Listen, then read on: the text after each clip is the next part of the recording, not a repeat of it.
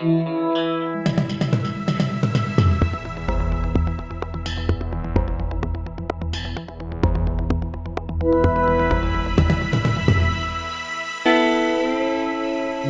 back to Betoota Talks. We are, halfway through the 2025 federal election campaign, and today we've been joined by Shadow Treasurer Angus Taylor MP. Thank you for joining us, Angus. Great to be with you. How is the 2025 federal election campaign treating you, Angus Taylor? Well, they're like jumping into a cold swimming pool. Election campaigns, you just got to take a deep breath and go. But look, at the end of the day, it's one that really matters from my point of view, because Australians are struggling, and they're struggling in my electorate, they're struggling wherever I go, with a standard of living that's collapsed, and they're losing hope. And that's the thing that upsets me the most. You know, they want to hope that they can buy a home, that they can pay it off, that they can start a business, they can build it over time, they can be hopeful for the future for their kids and their grandkids. And I see that eking away and disappearing, and that's a really dangerous time. And our job is to make sure that there is an alternative which re-establishes that hope, which I think is what really matters for Australians. Now, Mr. Taylor, when you entered Parliament, you were elected to Hume when Hume looked much different to what it does today. It's gone from being sort of, the moleskin curtain that protected, Northern Australia from the people, those barbarians down there in Victoria. What's it like? Because you've obviously had to change what you're campaigning on. What's the biggest thing that's changed in your electorate from your perspective? Well, I mean, it's always galling to lose wonderful parts of the country that you represent. So, I used to represent towns like Grenfell and Cootamundra and Young and Cara, and I love doing Harden, exactly, Brora, although I've still got that now. But losing them, I think that's tough.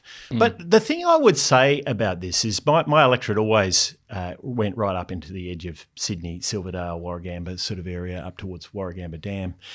And I have to say that people who live in outer suburban Sydney and peri-urban Sydney on the edge of a city are less different from people in rural Australia than you might think. Yeah. I think the big divide now is not between people in the suburbs and edges of our capital cities and people in the country. I think the big divide is when you get closer to the CBD of the capital cities. And so what's always struck me is how similar the conversations I have are in, say, Picton versus Grenfell or Camden, versus Goulburn. They're not very different. Yeah. The people, the same aspirations, same goals, same focus, and I do think they're different conversations to the ones I have in the boardrooms of Sydney and Melbourne. And that's really where the divide is, and that's been, I think, the characteristic of the time I've been in politics is that divide, I think, has deepened. Yeah, the inner city detachment. And I know what you're saying. You go out Western Sydney, you go out to South, you go down to Chalmers electorate and they're townies, They don't leave where they're from, and they kind of have their local businesses, and they have their car dealership, and they kind of are a self-sufficient economy in these outer suburbs. Yeah, they are, and they want to be more so, if anything. I mean, if you see what's happening in Western Sydney with the new airport, that's all about being much more self-contained, having local jobs, making sure everything you need for to live, work and raise a family is all local. So I do think that's the big characteristic of what's going on in politics at the moment. And as I say, that the boardrooms are very different from the kitchen tables in this country, and I think they're, if anything, getting more different. What about your road into politics? I mean, when we go back to kind of where it started, you do have quite an impressive CV, but before you come to this big house in Canberra, you've gone to be a Rhodes Scholar, you've gone to Oxford, you've studied economics at Oxford, you oversaw, arguably one of the greatest agribusiness sort of creations in the creation of Fonterra over there in New Zealand. You've done what a lot of people find difficult, which is to unite people who produce things primarily.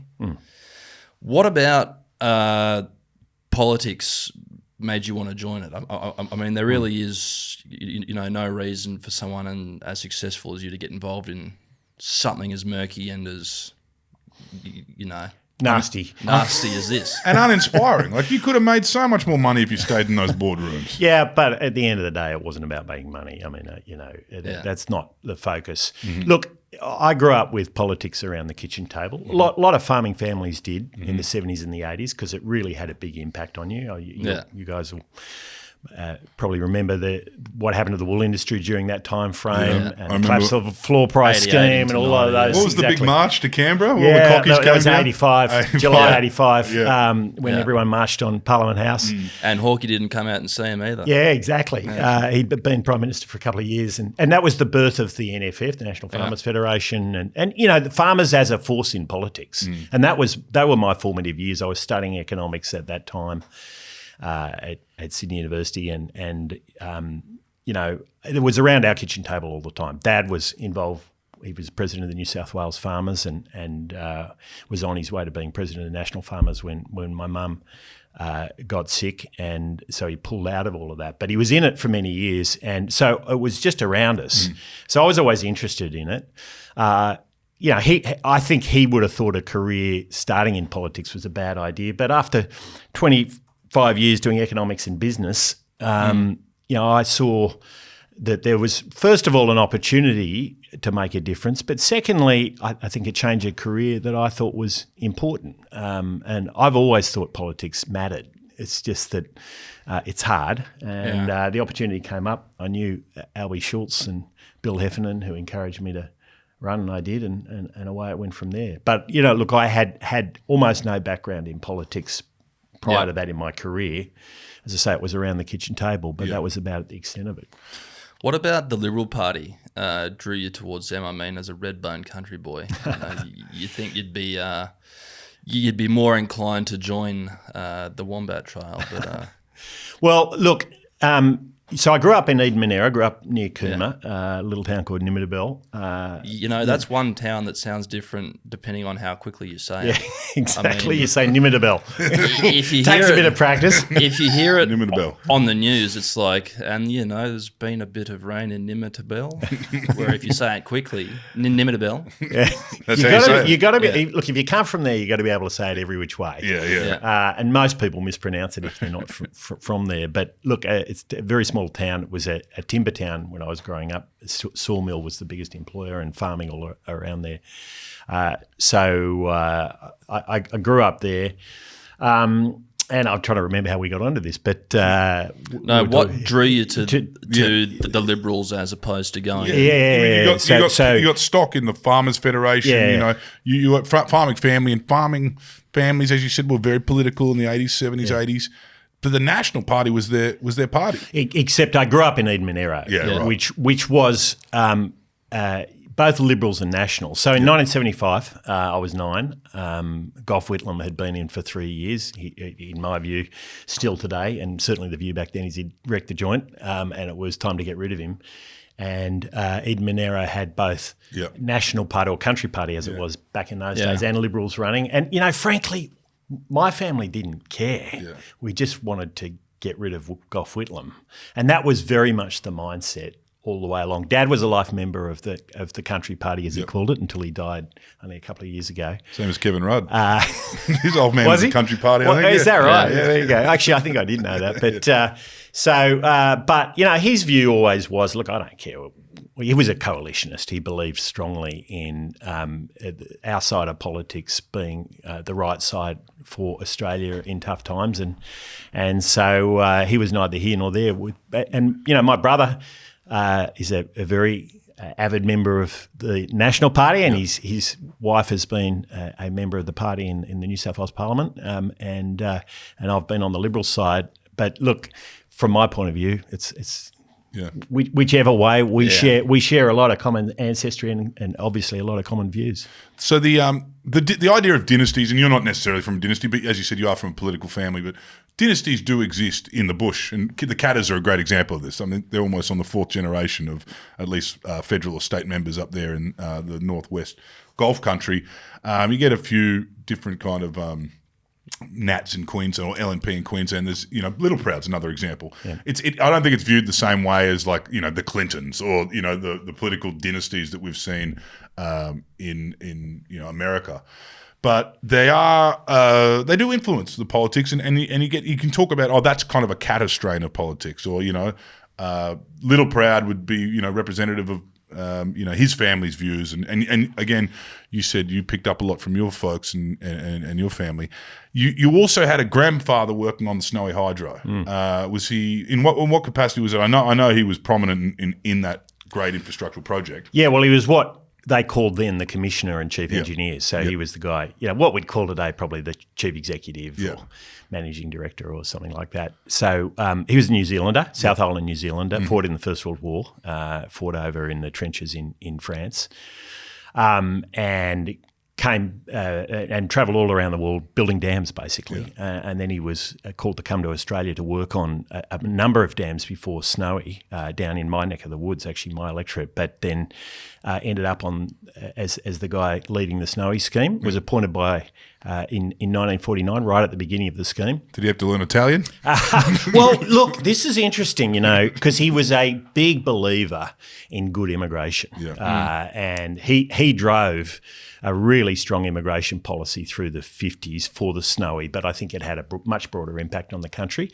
And these were people who had come from war-torn Europe, who'd been fighting each other in Europe, Germans and Russians and French and you name it. And they were all in Cooma and in the Snowies at that time.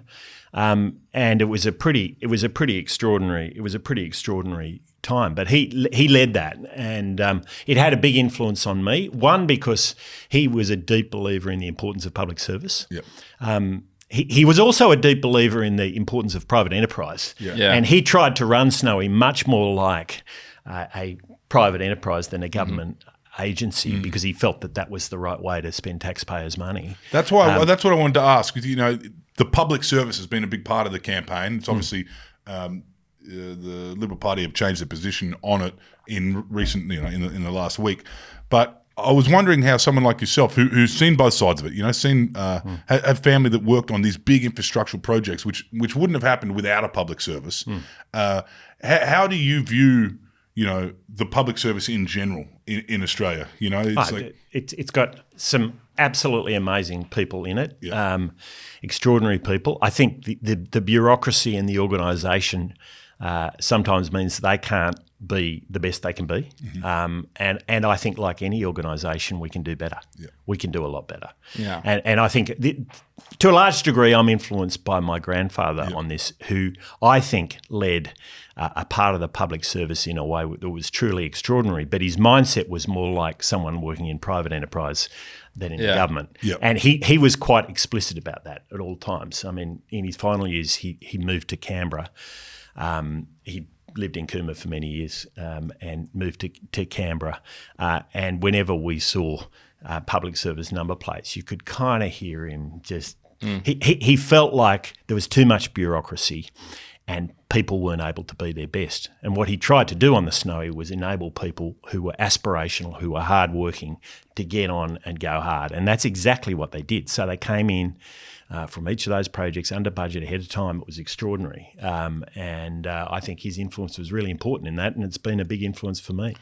How did you feel seeing Snowy Hydro 2.0 and the rollout of that? I mean, I think where that's gone is incredibly disappointing. And I think I personally think that, and you probably expect me to say this, the way Chris Bowen has managed it over the last couple of years has been incredibly disappointing. It's a project that was actually part of the original plans back in the 1950s.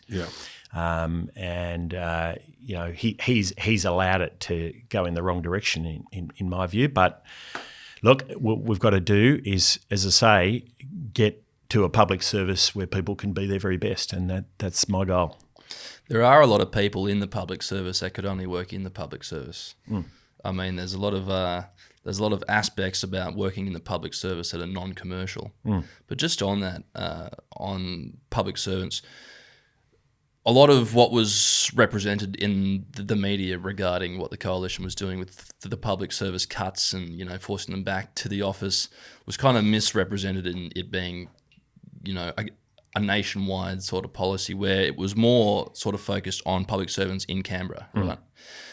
Your electorate is Canberra adjacent. How many people in your electorate came to you and said, Angus, I live at the arse end of Goulburn and I work in Canberra. You know, don't make me hop on the road 5 days a week. Oh, there's always a little bit of that. But at the end of the day, I think what a lot of people in the public service want to see is a better public service. And I think it's generally understood you don't have to have a bigger team to have a better team. You have to have people who are accountable.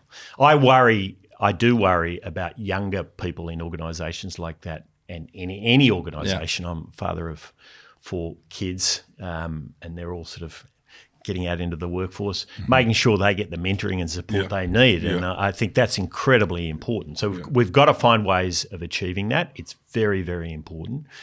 But, you know, ultimately we've got to get the balance right between workforce flexibility, which is really important. I don't want to underestimate it.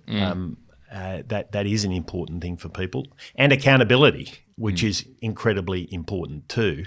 You know, our first the policy we put out on this, we've changed our position because we thought we got that balance wrong. But it doesn't mean there'll be any less focus on accountability. I think that's still important. It's an interesting one because the pandemic, you know, went for 3 years technically. So any kids that were entering the workforce in that time don't have what everyone else has had entering the workforce. They don't really have that mentor down the hallway. They don't have, you know, that kind of hands-on experience that you get from working in a team. It is a tricky one. But also what's changed in the last 50 years is now most households, most young families are dual income. That's right. So we've got 2 people working.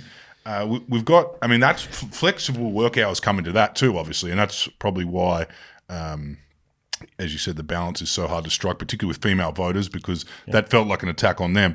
But what would you say? What is the plan to get that balance right, or are you still working on getting that balance right? Because, you know, we don't want this to have to turn into a conversation about childcare. Yeah. No, well, look, let me make a couple of points about this. The first is that what Labor said during this was deeply misleading. There was never any intent to force work from home in the private sector, and that's not our goal. It never was and never would be. I do think, though, we've got to make sure we've got a public service which is performing at its very best. I've worked with teams in the public service who have achieved absolutely extraordinary things. I'll give you an example of this.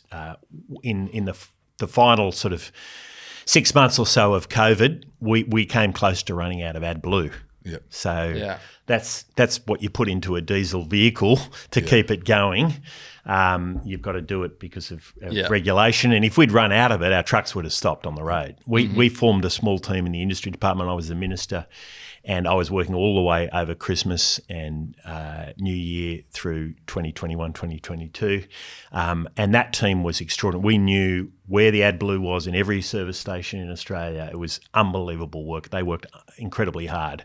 And we managed to salvage the situation, and it could have been a complete and utter disaster. That's the kind of capability and focus and sense of public service that we want to see more of in the public. Not every team is going to be like that. That was a crisis situation, but that's what we're after. And that wasn't a big team, by the way. You don't need to have a big team to do this. You just have to have people who are absolutely committed to the task. That's what we saw on Snowy 1. And I think that's what's achievable. That's been a big part of my career. My career has primarily been in the private sector. The team that I worked with to form Fonterra, you know, the biggest dairy organisation in the world, or certainly the most successful one, was an unbelievable, tight, small, energetic team, and I want to see more of that. You come from an interesting place entering politics, and we asked you why you chose the Liberal Party, but it actually would make sense given your career too. In the modern Liberal Party would be, you know, more likely to be your home. I sympathise with people like you and Malcolm Turnbull as well, where you've come from the private sector. If someone in your team is not up to scratch, or in fact making life hard for you, you could tell them to put their shit in a cardboard box and get out. How do you deal with the broad church of the Liberal Party? So you can't do that to the member for Dawson.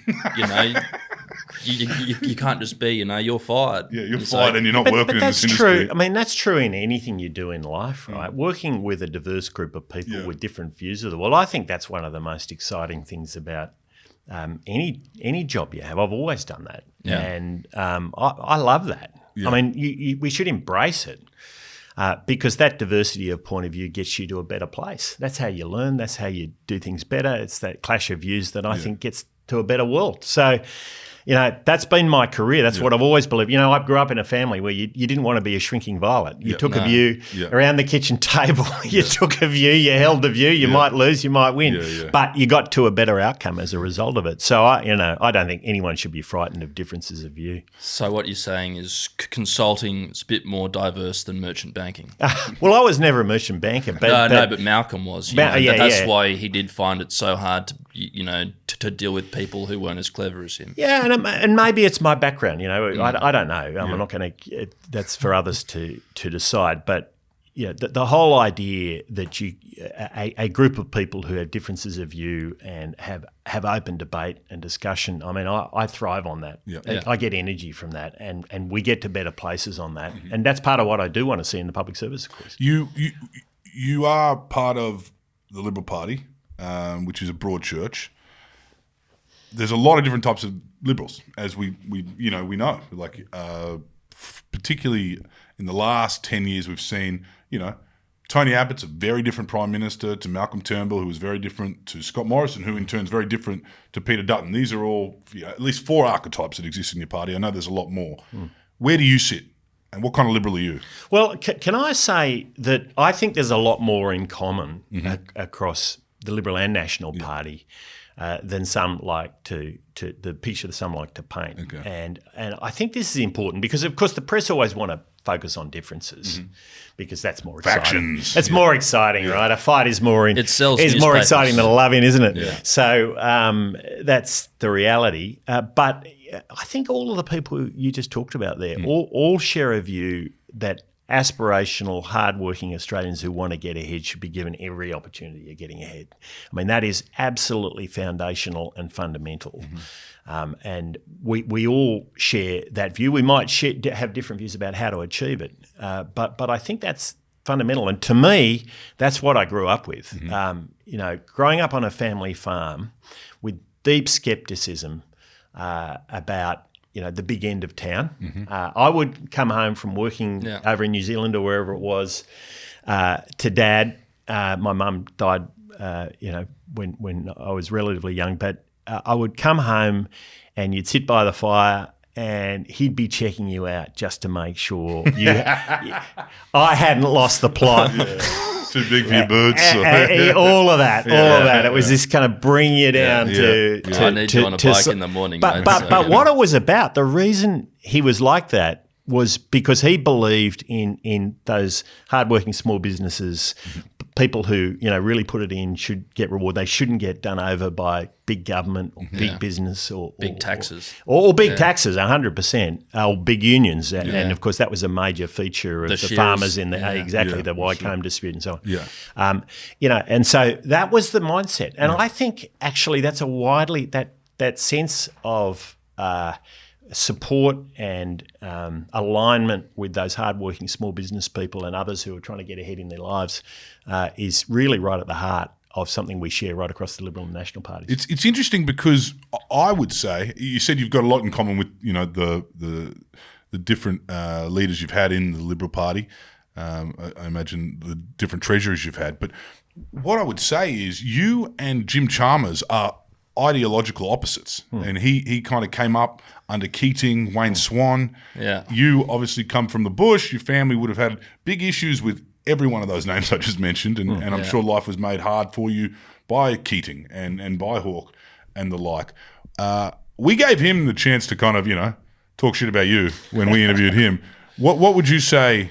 Not in response, but what would you say about Jim that you don't like? As a treasurer, what don't you like about what he does? Well, I just think that when you've come to a job like this up through the pathway he has, which is being a political staffer and having worked in politics all his life. I think he did take 6 months in the private sector, but he says in his book that was the worst 6 months of his life. I just think you don't have the experience of the economy and business, which is the engine room of the economy, that's so fundamental to making sure you make the right calls. Yeah. And I think the fact that in the middle of a cost of living crisis, or within a few months of getting into government, rather than spending his first Christmas actually thinking about how to bust inflation and get the economy really firing again, he wrote an essay on remaking capitalism. So I just think that sense of priority was wrong. And I think that was a sense of priority that was wrong across the whole government. I don't think it was just him, but he was fundamental to it. And I think the result has been we've seen a standard of living collapse in this country which is bigger than we've ever seen before, bigger than what we had at any time in the 80s or the 70s or the 90s, it doesn't matter. And bigger than any of our peer countries. And I see the impact of that in my electorate. I'm sure he sees the impact of it in his own electorate as well. Well, what do you see as the root cause of that massive decline in our standard of living? Well, right at the heart of it is that the homegrown inflation we have had in this country has gone up much faster than people's incomes. It's kind of simple. I mean, if prices go up faster than incomes, you go backwards. And that has happened at a rate beyond anything we've ever seen before. So I remember well the early 70s Whitlam I mentioned before. It wasn't, we took a hit to our standard of living in the 70s, but not like this. Not like this. It rained a lot back then though, so it's good. But how much of this inflation that we've seen under this current government's come from the COVID spending?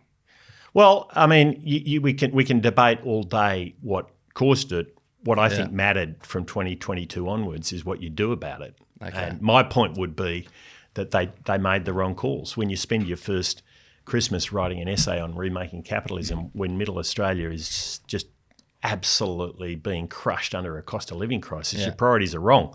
Now, what did they need to do?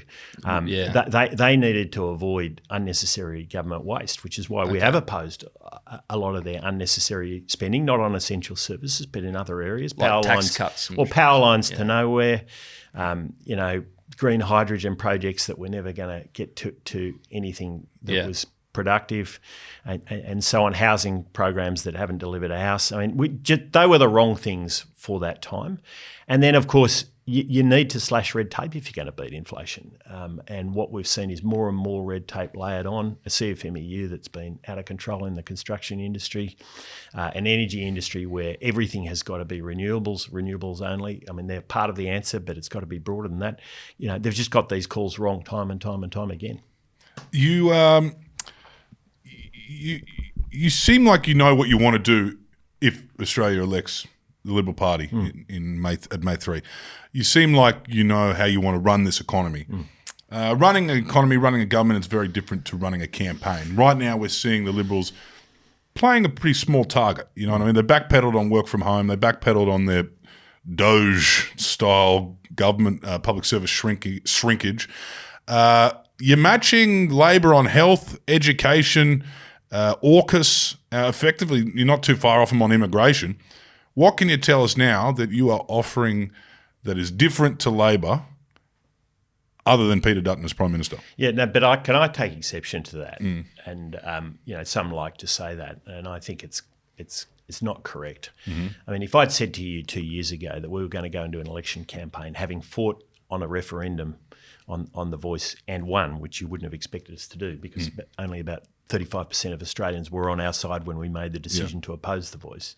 And then we were going to take into that campaign policies to build nuclear generators around the country, policies to reserve gas, policies to cut immigration, and particularly to put caps on the biggest universities, 25% international students.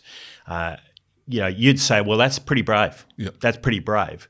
We've managed those positions carefully, and there's been controversy, obviously, but I think we have taken strong positions, and we've opposed over $100 billion of spending. So no opposition has done that since Gough Whitlam block supply, and we weren't ever proposing to do that. So, these are strong positions, and the problem for Labor is that whilst not everyone agrees with all of those positions, the truth is that they're positions that Labor knows are difficult to dismantle. So they're running scare campaigns.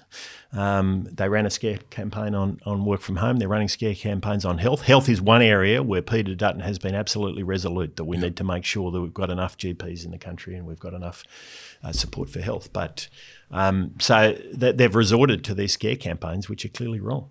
So let's talk about what you'll be needing to do as Treasurer. If elected on May 3 as Treasurer, you're going to have to be dealing quite a bit with, a lot of people in places like America, in the White House. I want to talk about tariffs, Angus. What do you think the Trump administration are trying to achieve here?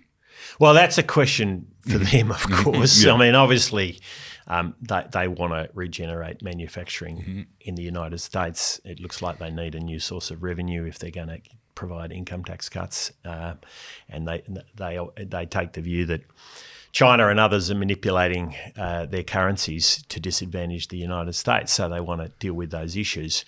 But our position has to be very clear, which is that we're against this. We're going to fight for access to markets. I think that really matters, say, for our beef producers getting into the United States. Yeah.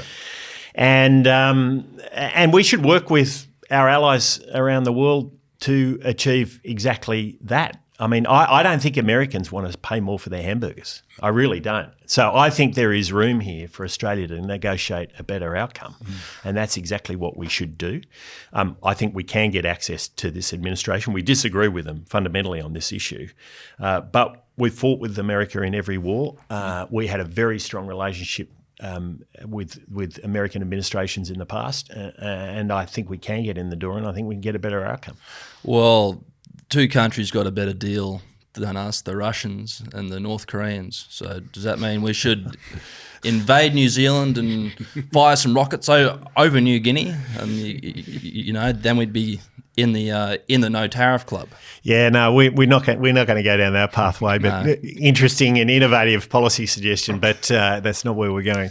But I do think we can work with the New Zealanders, with the Canadians, with the Brits, with the Europeans. Yeah. We can work with them. And India too. And 100%. The Japanese, China. The Koreans. I mean, I don't think any of us want to see a protracted trade war. No. And this is a high-stakes game of poker going on right now. We've seen even overnight China and the US escalating, and trade wars can get to very dangerous situations. And I think that this group of countries that are clearly against what's going on should be fighting hard to try and get it back to something more sensible and that's going to be better for all of us. Well, look, just on that, on defence and inflation and stuff like that, can we have nuclear power plants and nuclear submarines? I mean, they're both very expensive. This is like a loosened farmer from Lake Bathurst who's got himself a bloody beach house in Mollymook and a brand new windrower. Can we have both? Well, we absolutely can. And the important point is that the pathway that includes nuclear generators is lower cost than the alternative. And the reason for this is kind of simple when you think about it. If you're going to go down the renewables only path, which is Bowen's obsession, right? Well, renewables don't work all the time. So you've got to back them up. You've actually got to build about 3 times the capacity, because they work about 25 or 30% of the time. You've then got to build way more power lines, because if they're only working a third of the time, you need roughly 3 times the number of power lines. Yeah. And so the total cost of the system becomes exorbitant. And that's why putting baseload nuclear generators where we already have coal-fired generators is such an obvious thing to do. Yeah. Most countries, developed countries around the world, are going down this path. Certainly all of them are using nuclear power. True. 440 around the world, over 60 being built right now, and Chris Bowen knows better. He knows better than all of these people, all the rest of the world. Well, you know what? There's a lower cost, 44% lower, and that's what we should be doing. Have you got any solar panels on your house? We use solar pumps, yeah. True. So, and a lot of farmers do now. The old windmill. You remember the old Southern Cross windmill? Yeah. Well, either that or you had to hand crank the Kubota. The Kubota, yeah. In the pump shed, and you go woof, woof, woof, and then you leave the bloody handle on it, and you got to jump out of the shed before it clocks you. The diesel generator, yeah. So, and we've, of course, over the years had all of that in our farming. I've got solar pumps and they're great. They work great. Farmers get it. There's a lot. Agribusiness, agri-tech is moving faster than a lot of other industries, and they understand the changes that they're facing, sustainability and climate. The interesting thing that has happened with the coalition is they've lost these seats. These moderate MPs have lost their seats to the Teals. That was 2022. Yeah. There's a couple more campaigning right now. Who should really be Liberals. They should be Liberals. And when you boil it down. They'll tell you that, a lot of the time, what snapped them and pushed them over the edge was the fact that there were people in the coalition that were still, denying the effects of climate change. There were still people flat out just did not believe it, did not want to believe it. And that kind of, they abhorred that, and they've gone their own way. And it's a climate-focused movement. You could describe them as. Now, Peter Dutton, we learnt this the other day, was kind of pivotal, and he was quite pragmatic in getting gay marriage legalised. He might not be remembered for that, but he played a big part in getting that plebiscite done, so he could stop wasting political capital on talking about who can marry who and who can love who or whatever in this country. It was done. Morrison gets to win the next election because they didn't have to worry about that anymore. How do you stamp out this climate denialism when you see it? Because the coalition's wasting political capital on it. They've lost 6 seats. They've lost 6 seats in the Teal electorates. How do you do it? I mean, eventually you do need to stamp out certain things and move past them and move around them or move on. Well, I don't actually agree with that characterisation. I think we have moved beyond this. The debate now is about how. The debate is about how. I mean, we're seeing Chris Bowen say, well, his how is renewables only. Everyone's electricity bills are going up. Emissions have barely moved since they came to government. Well, they went down when I was minister, I can tell you, just as we got electricity prices and gas prices down. It's just not working. So it's about how. And, one of the reasons why nuclear generators are important is because they're zero emissions baseload. I mean, that's the only serious zero emissions baseload we have available, and that's why we think we should be going down this path. So I think the debate has moved on, and I think that's important. I would say, by the way, in terms of your original point about the Teals, I think you're hard-pressed to say that most of these Teals are anything like Liberals. And we see that in the positions they take. I mean, they sort of posture and say, well, we want to see tax cuts. But let me tell you, when we're opposing big spending initiatives from Labor that aren't the right initiatives, they're not sitting on our side of the house. They are not sitting on our side of the house. And we've seen this with the issue of Israel and what's been going on in the Middle East. I don't think they're taking positions that are consistent with the Liberal Party. Their core vote is Labor and Green. They do try to get some Liberal voters, there's no question about that. But I think, and what you see when they vote in the Parliament more generally is they vote primarily, majority of the time, with the Greens and Labor. So what do you think motivated them all to step up? I mean, aside from the fact that there's an infrastructure there, Climate 200, there's something that'll fund them. Yeah. What do you think motivated them to do what they've done? I mean, a lot of them come from good stock, mate. They come from, we've got Spenders and Cheneys and we've got good Liberal stock there. Why do you think they decided to wage a war against the Liberal Party from the white flame? You're assuming where you come from determines how you vote all your life. I generally think the vast majority are not natural Liberals, and we see that in how they vote. This is the important point. So you can hoodwink people for a period of time and say, well, I'm actually just a Liberal, I'm just a nicer Liberal or something or other. I don't know what the pitch is, but it's something like that. Yeah. But frankly, that's not what they are at all. That's not what they are at all. And so we see that in the way they vote. Well, they want to shift Australia in the direction of Labor and the Greens. And look, if we have a hung parliament, heaven help us, if we have a hung parliament and they're deciding, they know that the rump of their voters, the core of their voters, are Labor Green voters. And I would predict at this point they're going to be inclined to want to go with the Labor Party. That's interesting. I never really thought of the fact that they are the majority of their vote would otherwise go to, Labor or Greens candidates that would lose. Correct. Yeah. So what's the road back for the Liberal Party to win back these once blue chip seats? I mean, you've been lucky enough to straddle sort of both worlds. Yeah. You've lived in West Bellevue Hill, you've lived in the bush, you've lived halfway to Canberra. Look, what would be your strategy to win back these disenfranchised electorates? Well, can I say the first point I'd make is that we can win more seats in suburban and regional Australia. The Liberal and National parties, I think there's much more potential for us to win seats in those areas. As I said earlier to you, one of the striking things for me is just how similarly people think in suburban Australia to rural Australia. There's not, the mindsets are the same, aspirational, hardworking, wanting to get ahead, a degree of healthy scepticism about the big end of town.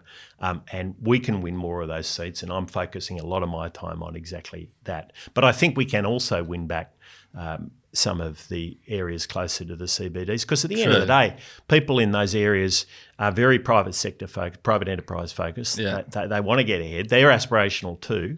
They might, in some cases, have a better starting point, although there's a lot of people in close to our CBDs who are, in the eastern suburbs or northern suburbs of Sydney, for instance, who are finding it hard paying the mortgage too. Yeah. So Anthony Albanese, So I think we can, in a cost of living election where the economy is central. And look, what we've seen in the world in the last couple of weeks is a really big shock running through. And the big question people have got to answer is, do I want the best economic manager in place to deal with an uncertain world? And, and I think people know the Liberal and National parties do that better. Yeah. Well, what I was trying to get at, you've got electorates like Wentworth, are a lot like the colt from old regret. Like it's a prized horse that's gone off with the bush horses, and they've got a man from the Snowy River who could get them back. Could get them back. I was interested to hear your strategy about, because it would be the easiest way back. I mean, you're talking about jumping into the trenches in sort of Lindsay and Gilmore down there in Whitlam. Yeah.